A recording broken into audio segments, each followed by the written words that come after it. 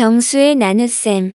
초등수학에서는 자연수의 나눗셈에 대해 배웠어요. 2 곱하기 3은 6이 되므로 6을 3으로 나누면 2가 되고 또한 6을 2로 나누면 3이 되지요.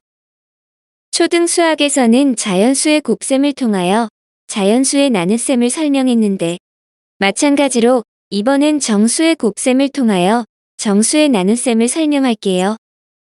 플러스 2 곱하기 플러스 3은 플러스 6이 되므로 플러스 6을 플러스 3으로 나누면 플러스 2가 되고 플러스 2 곱하기 마이너스 3은 마이너스 6이 되므로 마이너스 6을 마이너스 3으로 나누면 플러스 2가 됩니다.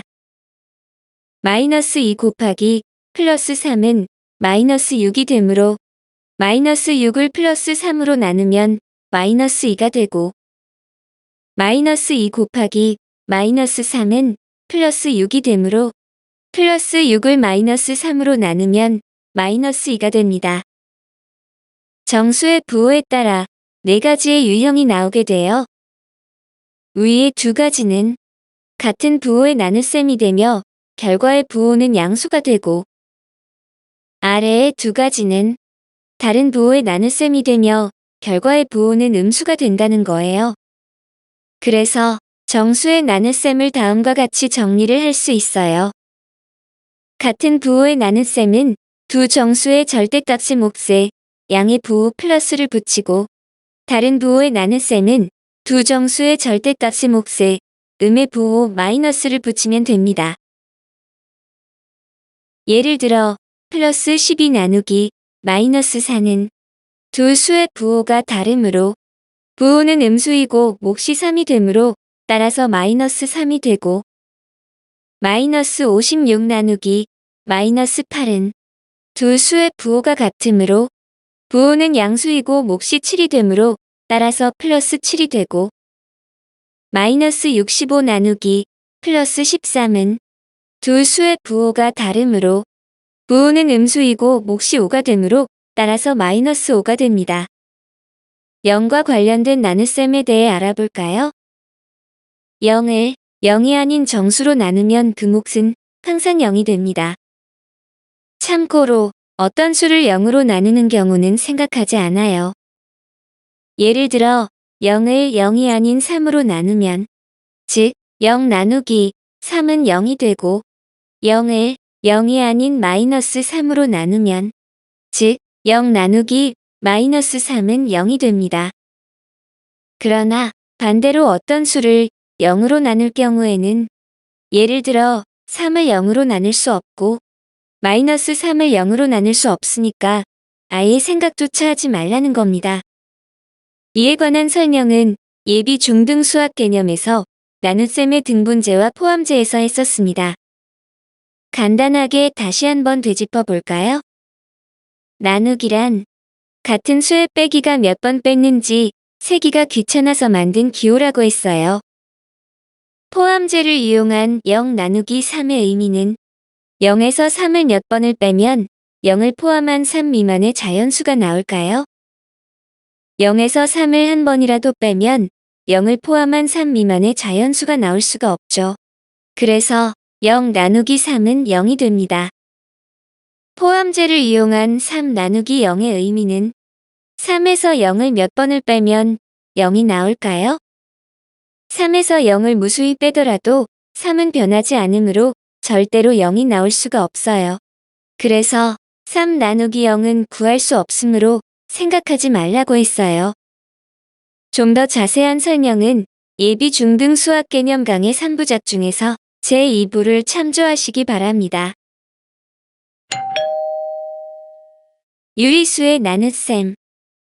잠시 초등 수학에서 배운 분수와 자연수의 나눗셈에 대하여 복습해 볼까요?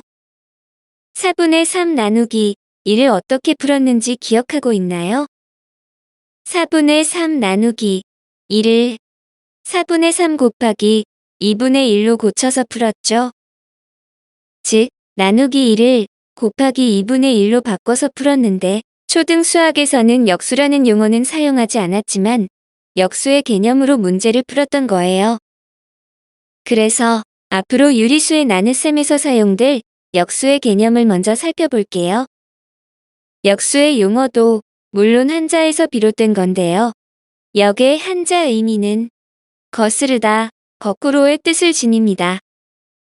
나라를 배신한 무리를 역적이라고 표현하죠. 수학에서는 분자와 분모를 서로 바꾼 수로서 마치 분수가 거꾸로 뒤집어진 모양의 숫자라고 해서 역수라 불러요. 역수의 뜻은 어떤 두 수의 곱이 1이 될 때 한 수를 다른 수의 역수라 해요. 곱해서 1이 되는 두 수라고 이렇게 정의하면 역수가 무엇을 뜻하는지 모르겠죠. 그래서 몇 가지 역수의 예를 들어 볼게요. 역수의 정의가 곱해서 1이 되는 두 수라고 했죠.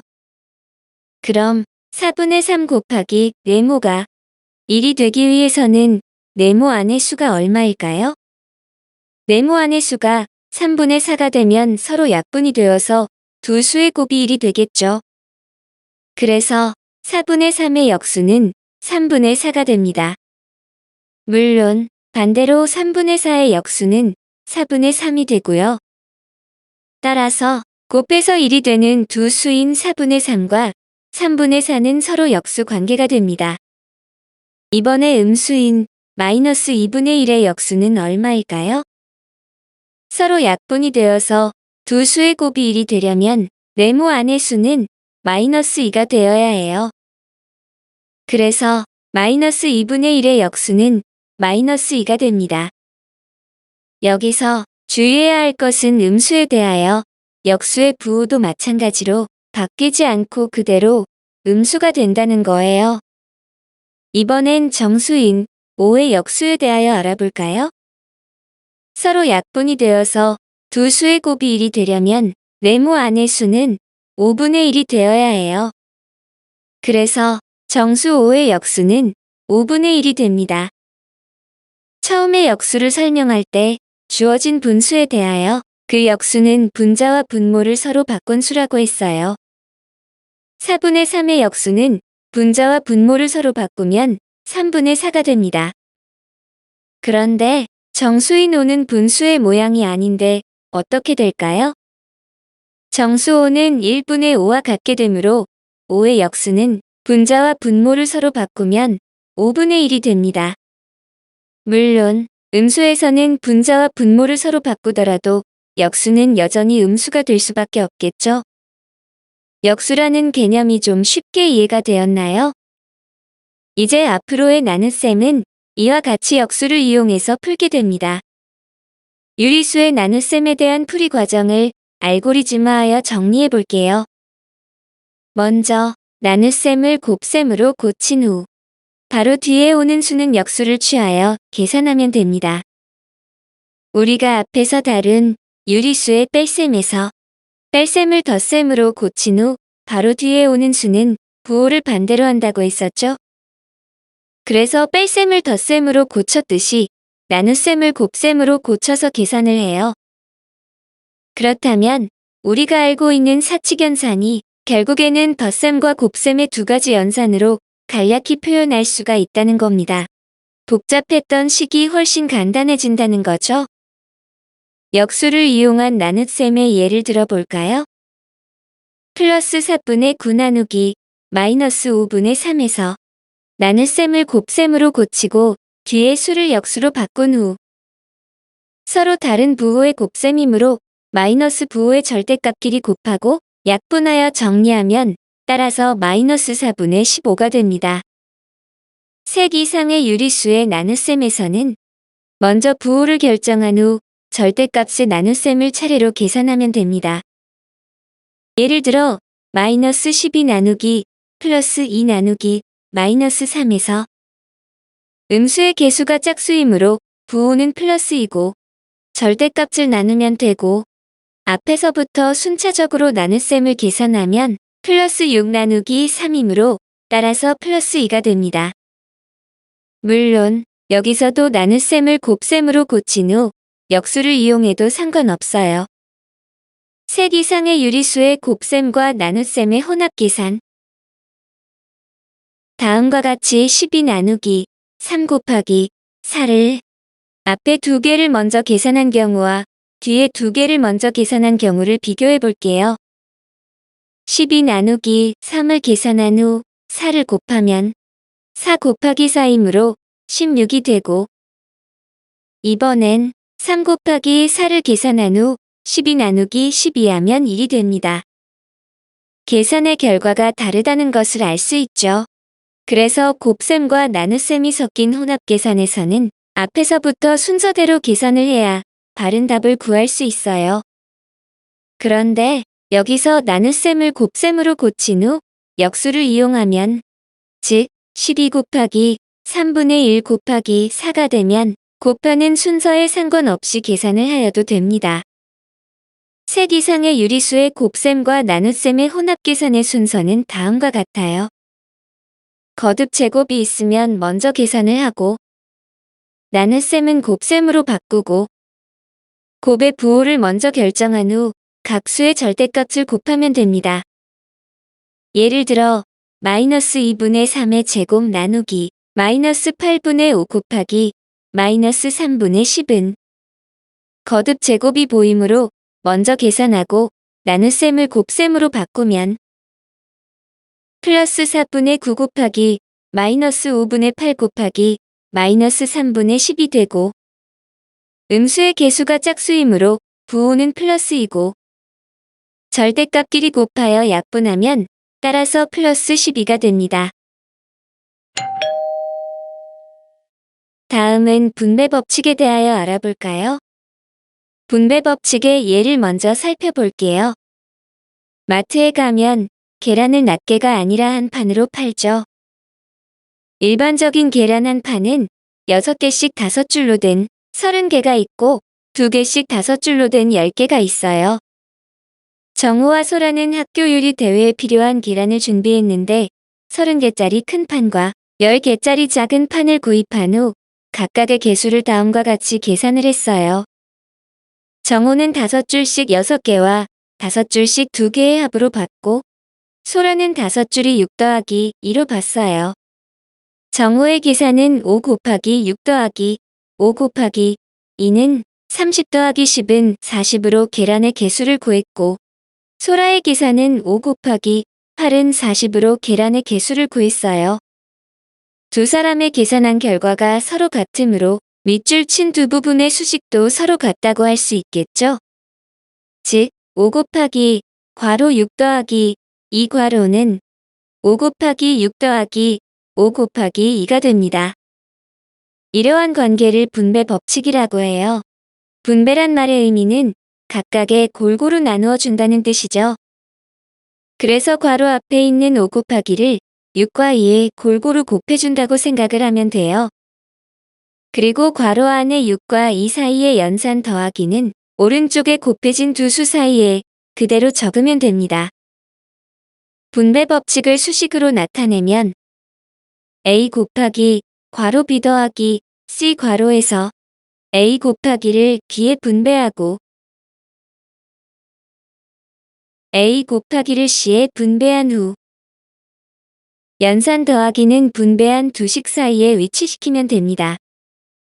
이번엔 곱하는 수가 괄호 뒤에 있을 때 괄호 a 더하기 b 괄호 곱하기 c에서 곱하기 c를 a에 분배하고 곱하기 c를 b에 분배한 후 연산 더하기는 분배한 두 식 사이에 위치시키면 됩니다.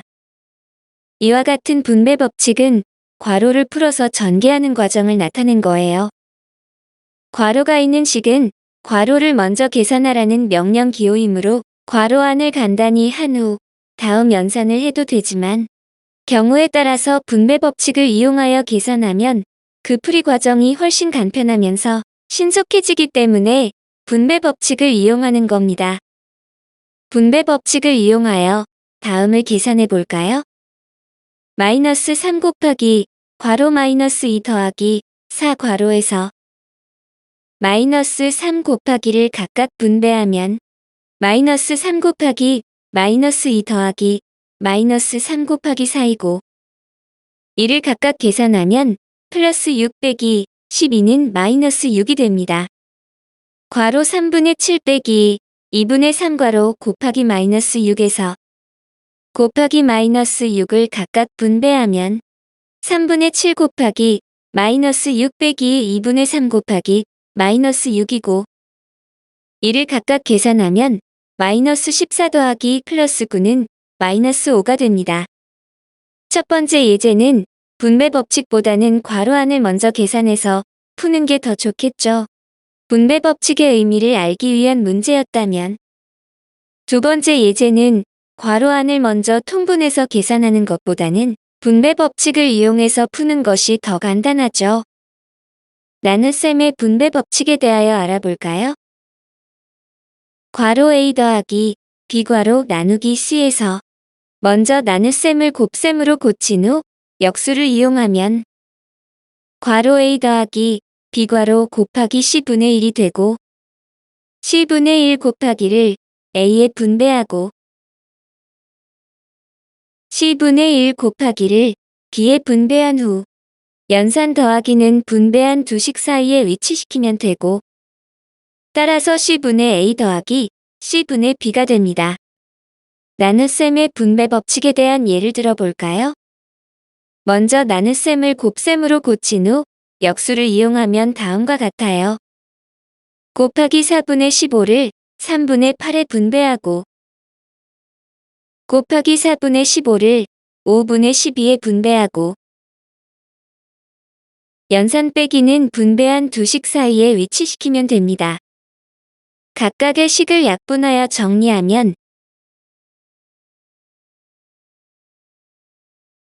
10-9는 따라서 1이 됩니다. 이제는 분배 법칙의 활용으로 방금 앞에서 배운 괄호를 푸는 과정인 분배 법칙을 거꾸로 적용해서 다시 괄호를 묶는 과정에 대하여 알아볼게요. A 곱하기 B 더하기 A 곱하기 C에서 밑줄 친 A 곱하기가 공통이므로 먼저 밑줄 친 A 곱하기를 적은 후 남아있는 B 더하기 C를 괄호 안에 적으면 됩니다. 그래서 분배 법칙을 통한 괄호 묶기 과정이라고 할 수 있겠네요. 예를 들어 89 곱하기 26 빼기 89 곱하기 16에서 공통인 89 곱하기를 먼저 적은 후 남아있는 26 빼기 16을 괄호 안에 적고 계산하면 89 곱하기 10은 따라서 890이 됩니다. 만약에 이 문제를 분배 법칙을 사용하지 않고 푼다면 어떨까요? 말이 필요하지 않죠? 두 번째 예제도 공통인 3.14 곱하기를 먼저 적은 후 남아있는 57 더하기 43을 괄호 안에 적고 계산하면 3.14 곱하기 100은 따라서 314가 됩니다. 세 번째 예제도 공통인 곱하기 8분의 3을 먼저 적은 후 남아있는 15 더하기 9를 괄호 안에 적고 계산하면 24 곱하기 8분의 3을 약분하여 계산하면 따라서 9가 됩니다.